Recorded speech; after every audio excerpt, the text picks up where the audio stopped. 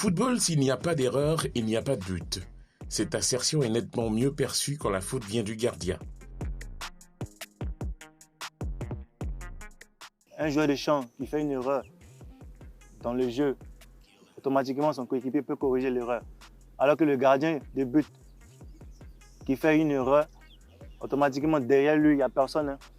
Quand tu prends un but, c'est un but garde que tu prends pour que ton mental ne soit pas affaibli. Il faut que tu sois conscient. Et si tu es conscient que tu as la remise en cause, tu vas voir que déjà, tu vas booster tes camarades pour qu'ils puissent être dans le match. Je fais une erreur, le match n'est pas encore fini. Si on a commencé un match, peut-être j'ai encaissé le but à la première mi-temps. Il me dit qu'il y a encore assez de temps de jeu. Donc, pourquoi m'apitoyer sur mon sort? Dans un premier temps, je reste très calme. Vu que le match n'est pas encore terminé, je reste très calme et très concentré pour les prochaines actions. La saison dernière, dès l'entame du match, c'était le match contre le Lys Sandra. J'ai encaissé un but à la deuxième minute. Je crois bien, si je me souviens bien. À la deuxième minute, par manque de concentration. Le gardien de but a besoin de plus de concentration parce que ça lui permet de vite réagir rapidement aux actions. Concéder un but est une éventualité pour toute équipe dans un match. Aller au-delà de cette déception, se remobiliser pour être celui qui envoie le signal positif au groupe. D'abord, le gardien, il est comme le deuxième coach.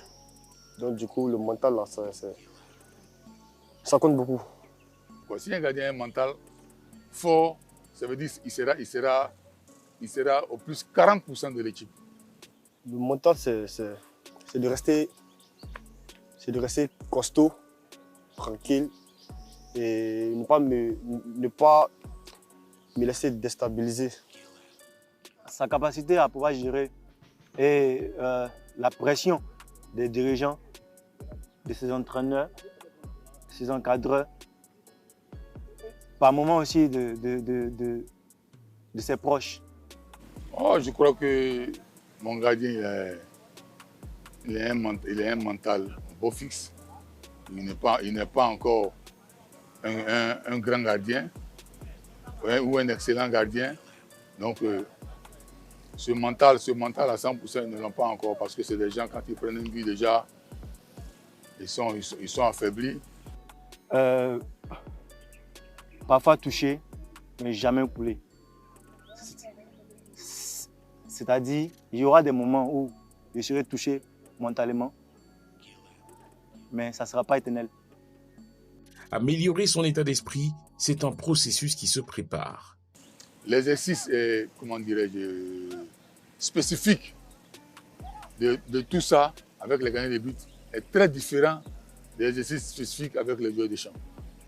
Si les autres gardiens ont 3 passages, lui, je l'emmène à faire 9 passages pour qu'il puisse se surpasser. En se surpassant, il est en train de travailler son mental. C'est quand le gardien a cette facilité, cette maîtrise-là, qu'il pourra vraiment s'associer à un mental pour pouvoir faire de l'exploit. Donc moi, je me mets à 70% ici. Là-bas, c'est combien de pourcents? 30%. Pour parvenir à un résultat de qualité, ces clubs n'ont pas tous la même réalité. Ici, à Zoma FC, j'ai tout ce qu'il me faut pour faire mes séances d'entraînement. C'est pour cela aussi que mon gardien a quelque part a sa part de responsabilité dans le rang que nous occupons depuis les phases allées. Je prends un exemple comme il y a un exercice de 15 ballons. Mais au moment où il y a besoin des 15 ballons, l'entraîneur principal a besoin de 6 ballons. Alors que nous, on a seulement que 10 ballons. Donc, il faut obligé d'adapter. Au lieu d'un passage de 15 ou de 14, il fait au moins 3 passages de 5. Il y a le cône, il y a la poubelle, il y a les airs. Maintenant, il y a les 6 où nous, on arrive à fabriquer quelques matériels ici avec les gens. C'est les ballons qui sont nos outils ici. Tu reviens ici, prise. Tu fais pareillement à gauche comme à droite. Voilà. Jeu! Si après 23 journées, ce sont 23 buts concédés côté Korogo, contre 17 buts pour Zoma, c'est bien grâce à l'expérience de ces anciens gardiens. Pour être bon pratique, il faut être un ancien gardien.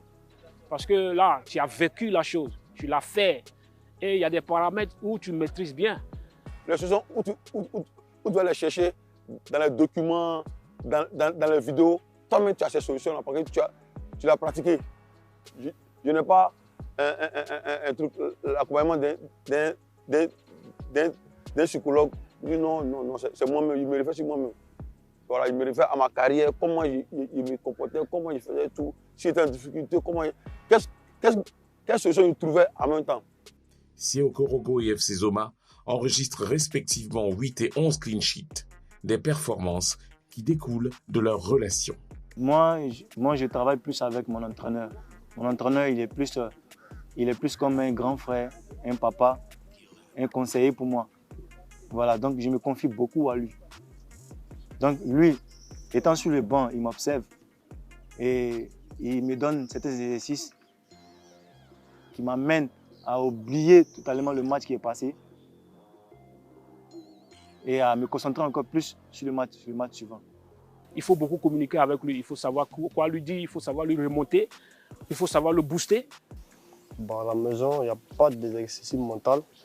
Je communique beaucoup avec mon coach, que ce soit à l'entraînement comme à la maison, je communique beaucoup avec lui. Ouais. Je suis plus proche de lui.